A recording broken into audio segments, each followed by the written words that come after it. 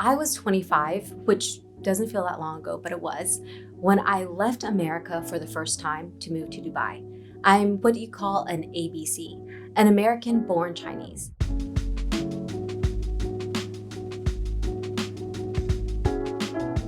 Hi, I'm Grace. So what do I mean when I say I'm an ABC? My parents immigrated to the US from Taiwan because my dad got a full scholarship to Urbana-Champaign. So I was born in Chicago and I was raised in Texas and California, but I grew up most of the time in Los Angeles. So because I went to kindergarten in Texas, I remember singing patriotic songs at the start of every class. Yankee Doodle, God Bless America, I'm proud to be an American, because at least I know I'm free. I even remember when I was 5 years old, I told my mom this, Mama, you know I could say whatever I want because it's a free country. To think of it, that was probably a huge culture shock for her. So I had no doubt I was American. I just wasn't sure if I was Chinese or Taiwanese because my parents would be speaking to me in Chinese, but we would visit relatives in Taiwan.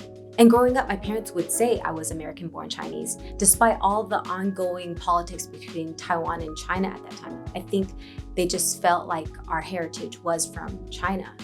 And it's funny because I remember my parents using that term ABC on me a lot growing up, probably to help describe when me and my sisters were the pretty uncultured Chinese-looking kids.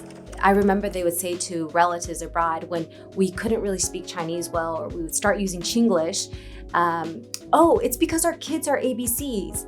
That's why they can speak English perfectly. And to think of it, it was a brilliant excuse for our Mandarin incompetence. Because at that time in the early 1990s, it was actually quite rare for a Chinese-looking kid to be speaking perfect English, just because of what was happening between US and China relations.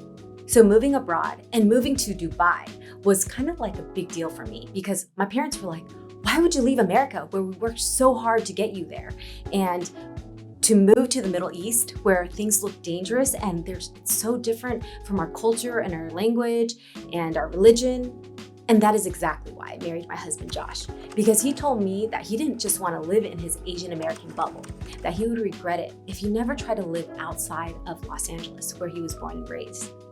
So in 2012, we got the chance to move to Dubai and try things out. So when I got into a taxi in Dubai, the first thing the driver asked me was, where are you from? When I said I was from America, he was like, no, you're not, with a you look like you're from China look. And I said, no, I'm American. And I tried to explain to him where I was coming from. And then the second time it happened again and I got a bit annoyed and it happened a few more times and I realized, okay, this is probably not worth getting upset over. And I realized that if these taxi drivers were from the US, I probably would be able to explain to him because there's a little bit more Asian American representation there. But in Dubai, it's different. The drivers are mostly from Pakistan. And I realized I can't change what people think there about ABCs. And through that experience, I learned that even though I care about my identity and it's valuable to me, I don't have to explain it to everyone because they might not get it. And part of living abroad for me in a culture that was so different from what I was used to was finding a way to accept how people were different from the American way, and also finding a way to make light of awkward and frustrating situations, even if it were about my identity. Because if you can't, I learned it's going to be very hard to get used to things and move on.